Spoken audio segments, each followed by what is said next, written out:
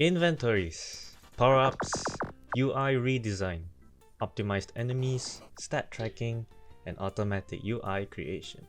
These are the changes I made to my game this week. If you're new here, make sure you're subscribed. I'll be adding more stuff to the game every week, and I hope that you'll be there when I'm finally finished. Inventories. For those who've made them, salute to you.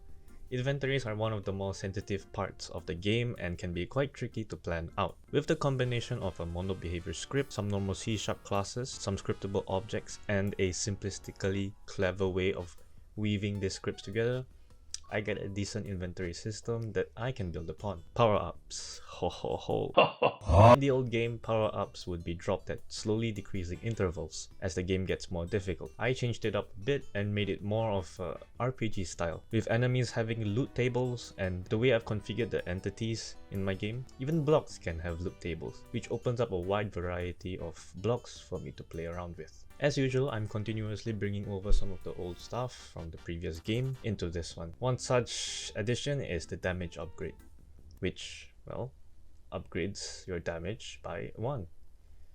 What are you, stupid? I added a brand new power-up to this series of the game, with much inspired by Minecraft and a bug that I found while playtesting.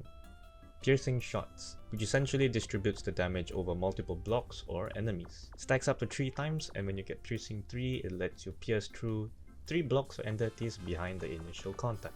It's kind of a bit of a pain to work around with, because if your bullet goes flying off the map, you have to wait like a few seconds before you can shoot again. So if you have any ideas on how I should do this, do let me know in the comments, and I'll probably add you in a little thank you page somewhere in the game.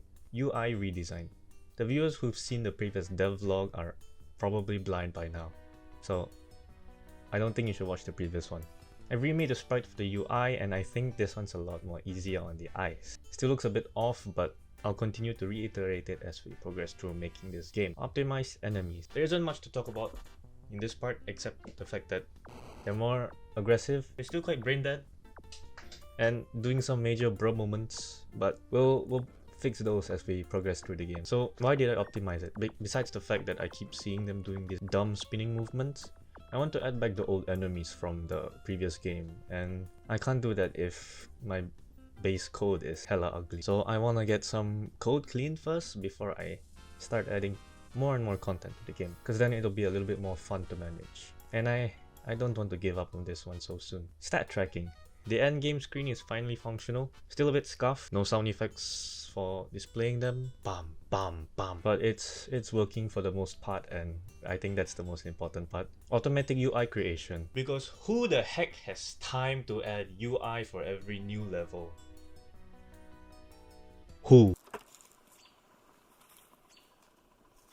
The UI buttons are now a prefab and are created dynamically by iterating over the levels in a list, and as a lazy person, this is a win in my books. That's it from me for the devlog. If you've made it this far, thank you. If you want to see how far this series goes, you know the procedure. Thanks again, and I'll see you in the next one.